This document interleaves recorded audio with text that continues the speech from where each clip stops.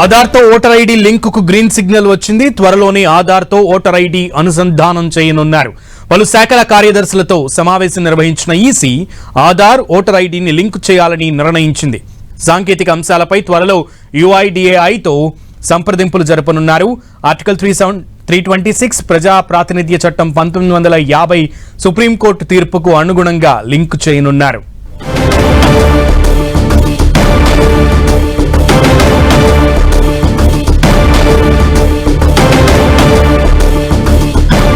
ఆధార్తో voter ID లింకుకు green signal వచ్చింది. త్వరలోనే ఆధార్తో ఓటర్ ఐడి అనుసంధానం చేయనున్నారు. పలు శాఖల కార్యదర్శులతో సమావేశం నిర్వహించిన ఈసీ ఆధార్ ఓటర్ ఐడిని లింక్ చేయాలని నిర్ణయించింది.